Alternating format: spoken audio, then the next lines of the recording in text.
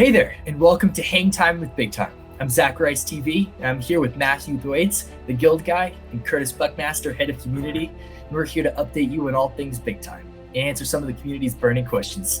Introduce yourself, guys. Matt? Hey guys, I'm Matt, the Guild Guy. I do guild outreach and social media management here at Big Time. Nice. Curtis? And I'm Curtis Buckmaster, aka Buck, Big Time from Discord, Head of Community, and I just joined about 2 weeks ago, and I'm here for all things community. Awesome. And as you can see, we have some of the most qualified people to answer the questions. So a brief overview, what the heck is Big Time?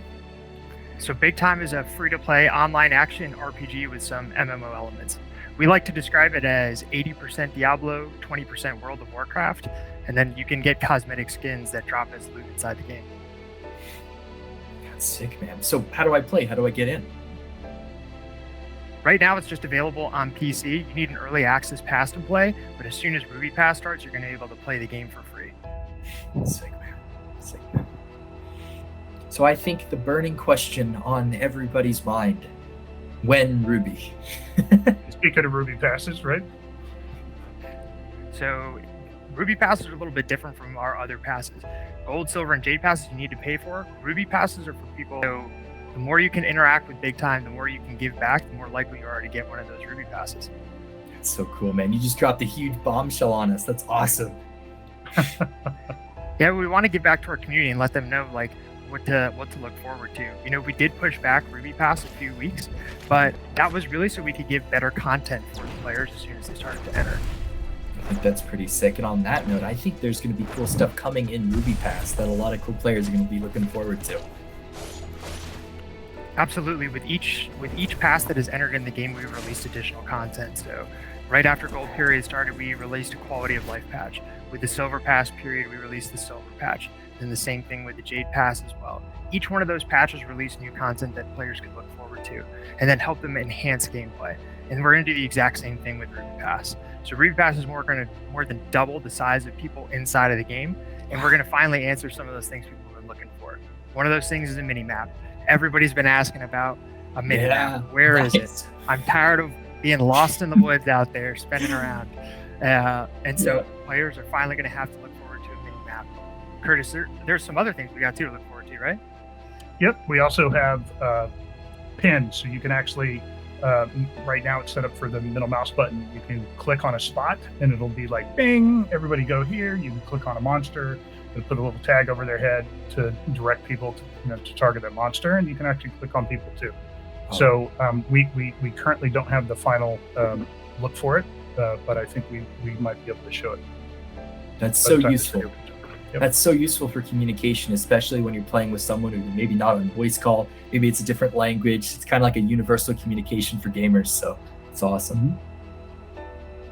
Absolutely. Like I like to say that Big Time is best enjoyed with friends. So to do that, we have to build a whole bunch of mechanics inside the game that makes it easier for players to find other players, no matter where you are in the world. Zach Rice TV should be able to play with somebody in the South Pole if they wanted to. I don't know if we have a lot of players down there, but just in case we do, they're going to be able to find Zach Rice. Sounds good. I'll play with them. That would be awesome. Yeah. And about communicating, there's going to be other ways to express yourself in game, right? Through the ways of emotes and emote wheel. Yep, that's going to be one of the new features released. Curtis, you know a little bit more about it? It's right now. They're the emotes like doing push-ups, which a little hint will give you a short burst of strength, which is kind of cool. But right now it's all connected to hotkeys, and now they're going to have a wheel that'll make it like really easy and effortless to actually do the emotes. Super cool, because I always have to memorize, and I always mess up when I want to do a push-up. If I want to like huddle over the campfire, I always push the wrong button. That's cool. Nice. Yeah, there's a lot of exciting content coming out here, especially with the push-ups thing too. Like back in my day when I was growing up with games, I used to have to write down all those codes and like a piece of paper and put it right above the TV screen or something like that. So it's good we've got something that's going to be a little bit more integrated into the game now. Yeah, absolutely. And we are in this together as a team. I think that's something that's very important. Big Time stresses community, and I think it's really cool as Big Time listens to the community and we relay that information to the devs and constantly adding cool new features. Yeah. So if I could touch on that, that's one of the things that I've been pitching. I've been meeting with guilds and people that are currently in our Discord. I'll be reaching out to more as time goes on, but just letting people know that are vested in this game already, either if they're here for the gameplay or they're looking opportunistically at the NFTs. It's this game. We are in this together. So I'm pushing up to them. Whatever you can do to help make sure that the game experience is really good, like help new players into the game, show them through the first time, grab them into a group, go take them through the dungeon.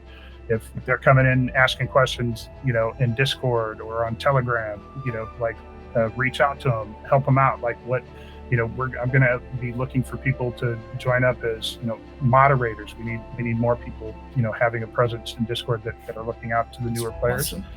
And then directing the information. I can't, I'm sure all of us here have heard, like, when is Ruby, and it's like, it's coming. Like, but the cool thing is, like, the really, some of the senior people that have been around since Gold and Silver are like, hey, take your time, get the game right, and that's taking ownership over it. That's being in it together and being like, hey, it's cool. We're not going to complain if you're delaying things, because we know it means better things for the next wave of people. And even had some people, which this might be controversial to some people, but like we've had some of the senior players say, like, hey, we should do a reset.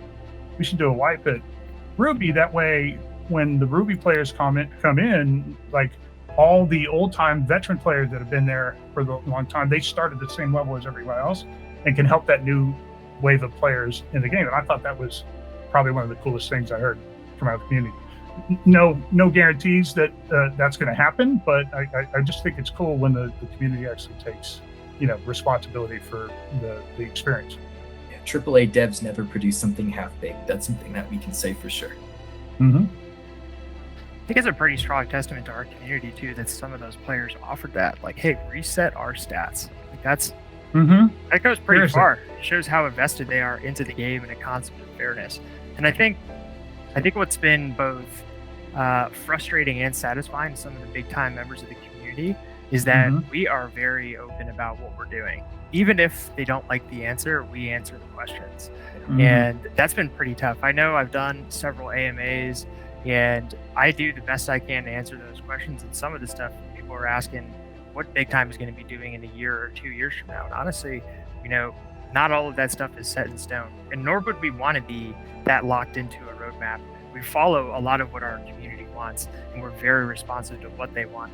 So on the margins of where we can kind of direct the game in the future, we'll be driven by our community and what they want.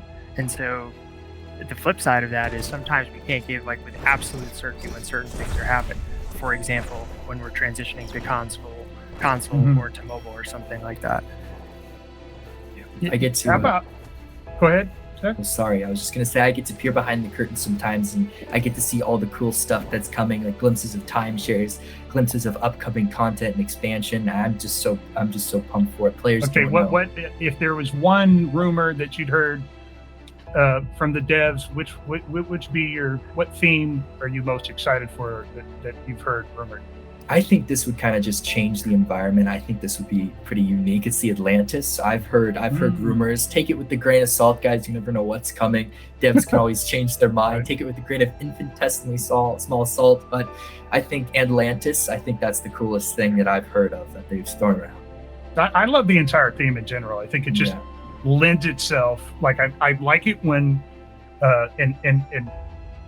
player bases, humans in general like things that are familiar. So the fact that they're like leveraging time, and we've got Einstein and Genghis Khan, and like literally leveraging, characters from history. I think it's awesome. And the fact we can also go forward with like futuristic stuff, I think that's really neat.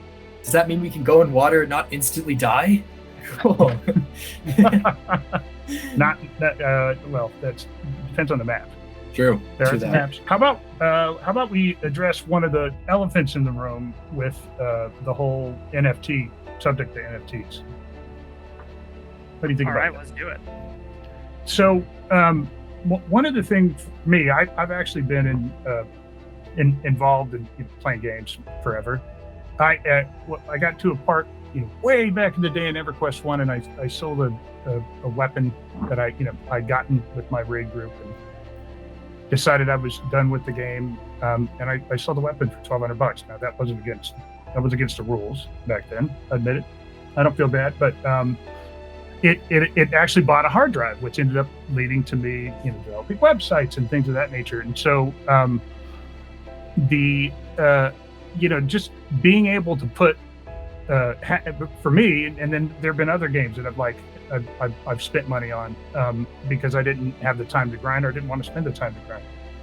And so that's always been an enabler for me. There's games I would not have played were I not be able to do this. And so when it comes down to I've got a ton of skins in a bunch of games. If there's some skins like in Path of Exile, I've got a bunch of skins, and there's some skins I don't wear. I'm like, how cool would it be for me to be able to sell some of those to the people who are collectors or completionists, and then I turn that in, then I use that money to buy new skins.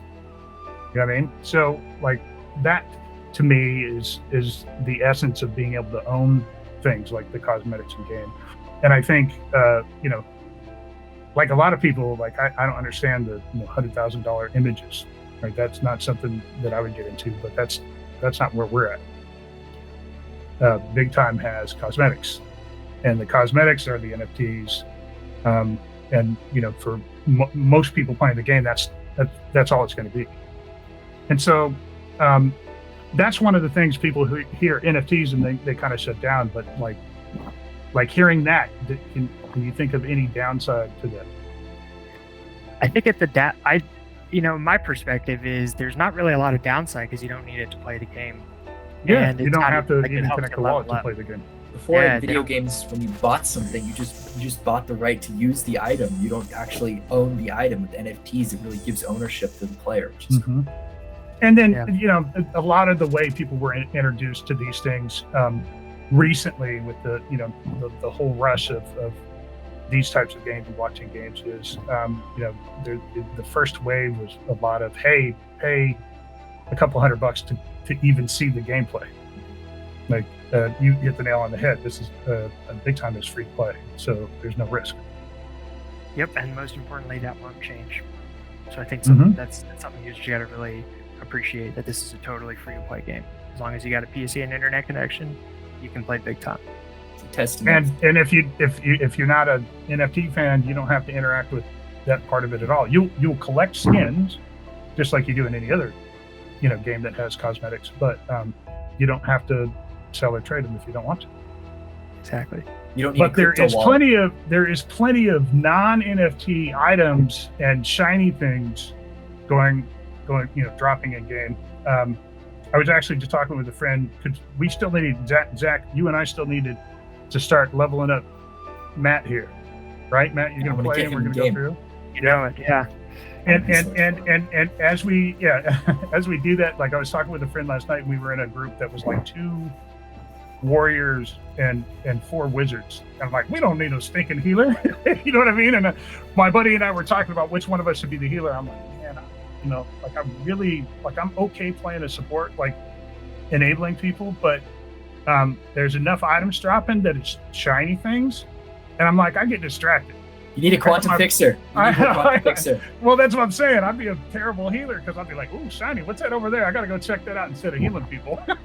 It's something cool I have to tell you is if you play a support or healer, it doesn't hinder your ability to get NFTs. It's not like you don't get an NFT based on last hit. It's not based on. Yeah, the NFT could be instanced. It could be instanced to you, so you don't have to be last hit or be that DPS to get those NFTs. So it's cool. Yeah, and the items don't drop based upon you doing damage. You just being there and doing your job. Yep. And very distracting, shiny things for those of us that are easily distracted. Yep, me too, man. And then they'll hear me too. We're playing, and I'm like, ooh, dude, focus. Shiny. Right? Exactly. I'm like, ooh, what's that over there? My precious. No, we gotta kill this stuff. But pay attention. Yeah. Well, cool. I think that was a good note to end on there, really emphasizing how NFTs enhance the game as opposed to make it the barrier to entry into the game, which is one of the many things I think Big Time does very uniquely. It's just icing on the cake. Absolutely. Well, this was a great opportunity to get those get some answers and drop some bombshell announcements. But feel free to comment more questions down below, and we might answer them in the next video. You never know, and you guys won't believe what surprises we have in store. So, and in future episodes, we will be looking to invite active community members to join us in this roundtable and discuss various topics going on that are current. Whenever we do the next ones. Nice. Sounds great. Zach, thank you for hosting. Curtis, it's been a pleasure jumping on here with you again. Guys, we're going to play soon, right? Let's do it. soon. You know it. Okay. All right. All right, guys.